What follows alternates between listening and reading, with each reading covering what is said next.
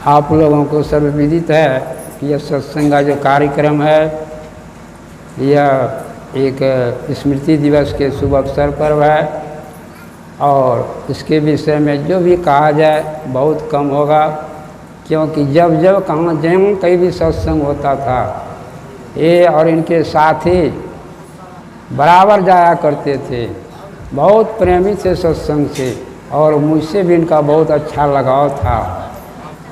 जब जब कहते थे तो चले ही जाते थे और सत्संग से बहुत प्रेम रखते थे।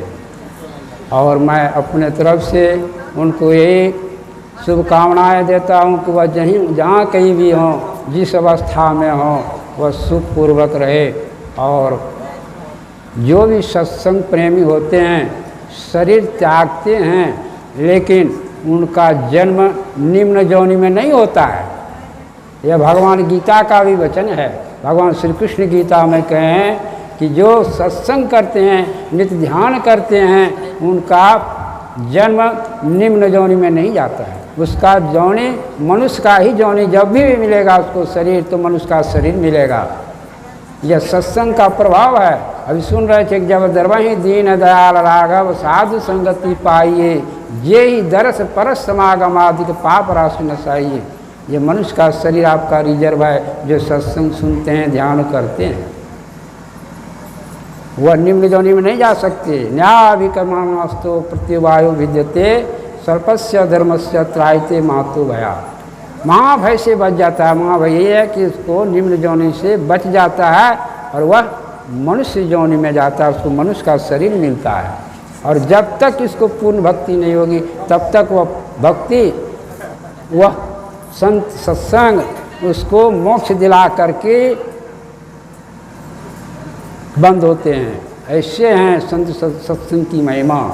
तो अभी हम लोग सुन रहे थे रामचरितमानस सार सटीक सप्तम सोपान से, मोह सकल व्याधिन कर मूला, कि नहीं ते पुण्य उपजही बहुत सूला। इसका मतलब है कि मोह कहते हैं अज्ञानता को, अंधकार को। मोह के चलते ही दुख होता है। बहुत सारे दुख अभी सुन रहे थे मन के चलते, मानस रोग। इसी को गरुड़ जी काकभूषणी जी से प्रश्न किए थे, 7 प्रश्न किए थे, जिसमें यह एक मानस रोग भी है। मानस रोग के विषय में काकभूषणी जी से गरुड़ जी प्रश्न किए थे कि मानस रोग क्या है। मन का रोग, इसको मन का रोग कहते हैं। शरीर तो रोगी होता है, शरीर से रोग होता है। शरीर का रोगों का औषधि है, दवाई है। डॉक्टर के पास जाएंगे, सुई लेंगे, दवाई लेंगे तो शरीर का बीमारी छूट जाएगा। लेकिन जिसको मानस का रोग हो जाता है वह दवाई से नहीं छूटता। पास करके अभ्यास करेंगे तो आपका मानस रोग छूटेगा। मानस रोग छूटने का एक ही मात्र यही उपाय है, ईश्वर की भक्ति। एक संत हुए लक्ष्मीपति जी, उन्होंने कहा राम विमल रस औषधि, राम विमल रस औषधि रहत संतन के पास, लक्ष्मीपति अनुपान से करत व्याधि का नाश। राम आदि अरु अंत है, मध्य राम परिपूर्ण, लक्षण संतन को लखी परे, दुर्जन को अति दूर। मानस रोग का उपाय किया है राम विमल रस औषधि।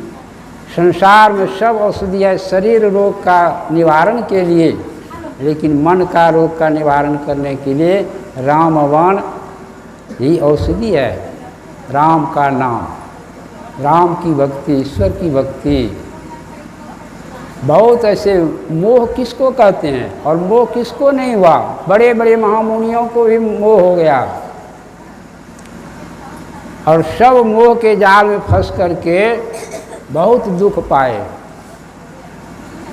बहुत दुख पाए। जैसे नारद जी को लीजिए, नारद जी को भी एक बार मोह हो गया।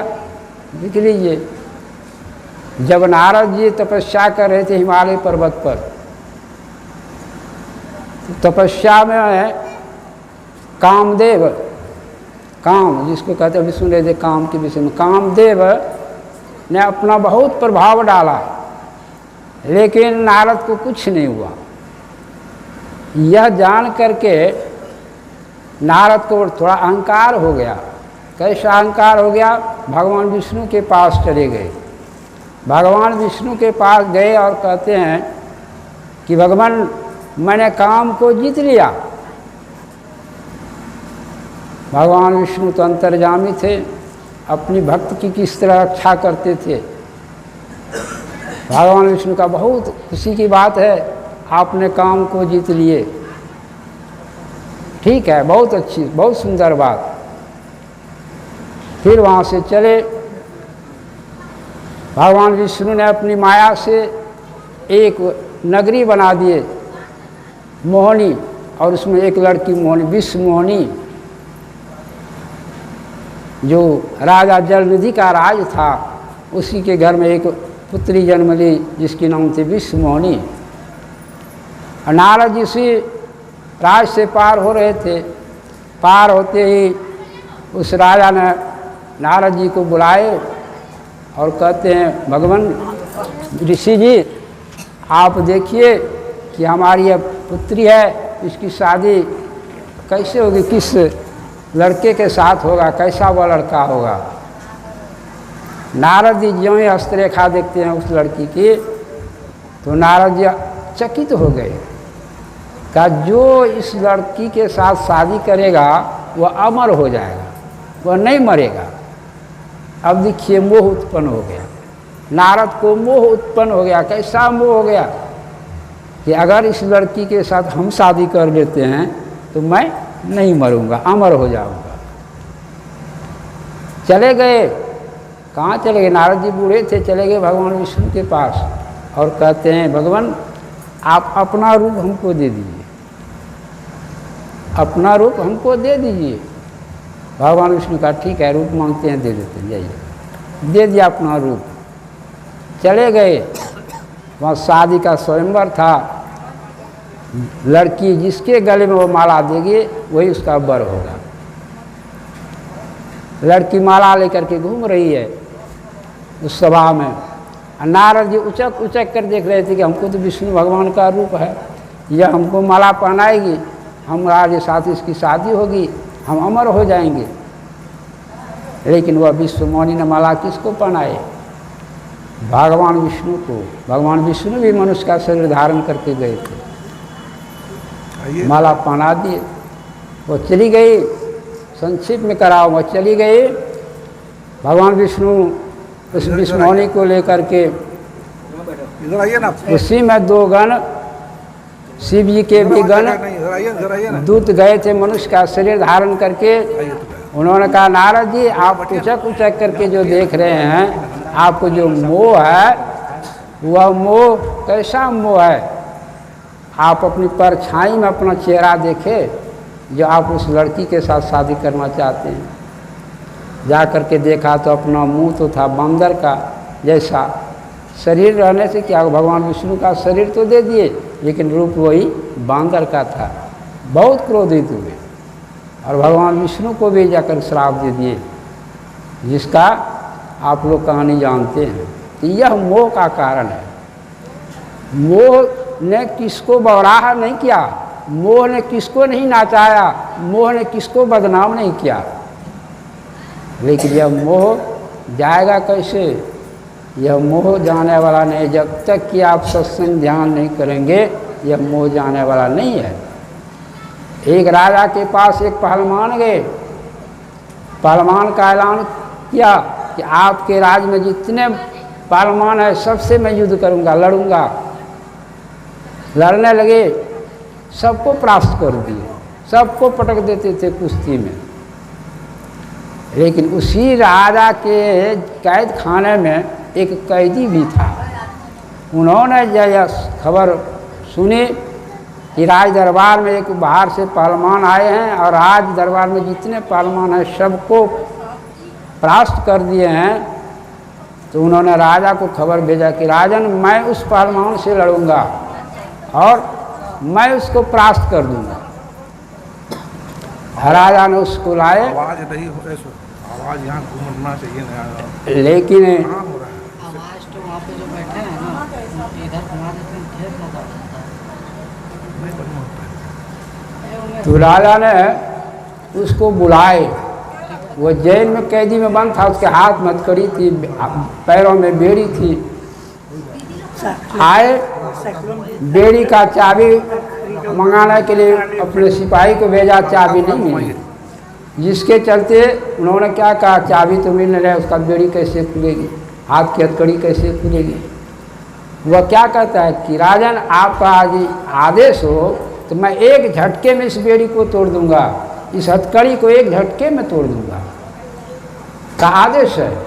आदेश कर दिए, हाथ झाड़ा, बेड़ी, हाथ का हथकड़ी टूट गया, पैर झाड़ा, पैर का बेड़ी टूट गया। तो राजा कहते हैं कि जी ये तुम इतना वरिष्ठ था तो इतना दिन जेल में क्यों बंद था, अरे तुमको तो बेड़ी हथकड़ी सब तोड़ करके निकल जाना चाहिए था।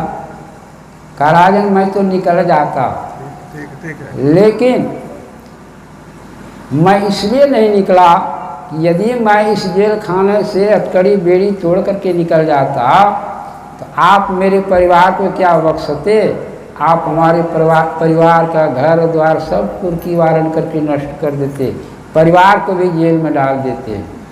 देखिए जेल में थे लेकिन मोह परिवार का था, परिवार का मोह के चलते वह जेल में बंद था।